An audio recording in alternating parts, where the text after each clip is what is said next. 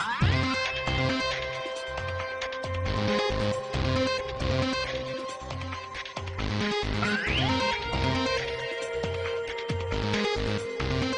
right, we're looking at the SD1400 IS digital camera today from Canon. Very orange camera. Check that thing out. The colors are ridiculous. This is a 14.1 megapixel camera.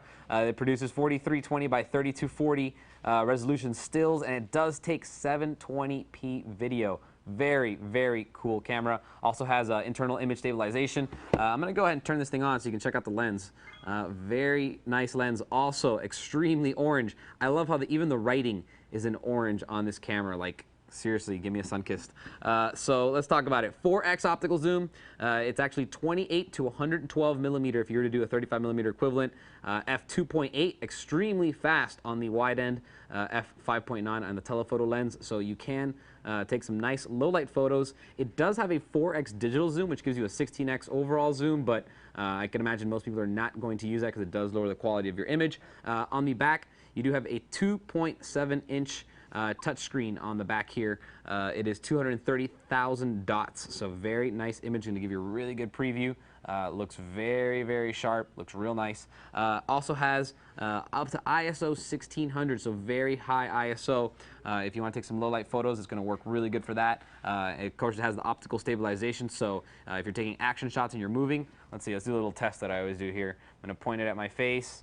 I was tracking my face, and I'm going to shake the camera, and you can see the image doesn't really move that much. Even though I'm moving the camera up and down, my head is still kind of touching just the top of the frame. That's the image stabilizer working right there, so being very efficient at what it does. Now, let's talk a little about some of the menus that are on here. Obviously, first of all, I'm going to show you that you have a couple buttons here, your auto button, your photo button, and then your video button. So they're dedicated buttons. It's not something you find on the lower end Canon cameras, but they do have it here. I'm going to switch it out of auto. I'm going to go into the program mode. Once you're in program mode, if you hit the menu button, you have all the different types of controls. You have full control with everything, so you can go autofocus with face detection, you can autofocus on the center, you have a bunch of different types of settings that you can mess with, and there are quite a few of them. Contrast, review times, blink detection. Blink detection, if you don't know, actually is going to tell you that someone blinked in the photo so that you can take it again. Very, very cool. As you can imagine, it also has a lot of other really cool features like a smile timer, so it'll shoot the camera off as soon as it sees a smile or perhaps a wink. You can actually do both. It has a miniature effect, which makes it look like a tilt shift. It's got a fisheye effect to get like those really wide angle shots. A lot of really cool features on this camera beyond the ones that I've already spoken about. At the top here, you do have your shutter release button. That is right there. This is your zoom control. It's a little rocker. It's kind of weird. It goes back and forth, front and back. Over here is your landscape, and then over here is your telephoto. So if you want to zoom in, you can kind of just do that up and forth.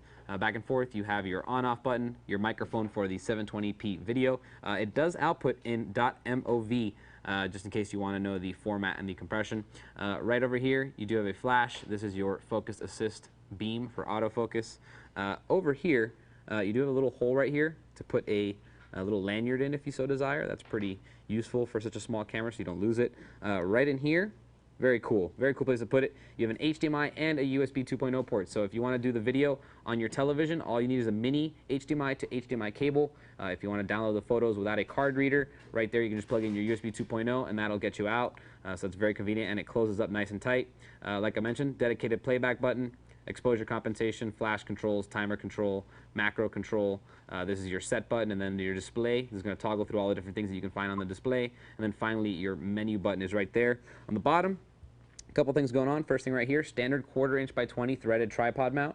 If you want to put this on a tripod, take some low light shots, it can do that. Or if you want to maybe do a panorama and tilt the camera around, plug it in right there. Over here is where your battery is going to go, and as well as your media. It takes SD, SDHC, or the newest and latest and most awesome SDXC, which is not something that you find very often, so very cool that it takes that. The theoretical maximum capacity of an SDXC card, although they're definitely not there yet, is 2 terabytes. So that's pretty incredible that eventually you might have a 2 terabyte card on a camera like that. That's basically it. Very nice camera, kind of on the more high end. It's extremely tiny. Let me tell you, this thing is just, it's just really small. I mean, look at this. It's absolutely tiny. Fits in the palm of your hand, and it's very slim as well. So very nice camera, and it comes in other colors. Don't be afraid of the orange. If you want to get it in a more subtle color, they have those. And if you want to get it in a more extreme color, they have a hot pink. So lots of different color choices. The SD1400 IS from Canon. If you have any questions, feel free to email me, and I'll see you guys next time. For more information on the Canon SD1400 IS digital camera, type in C930-1732 into any major search engine.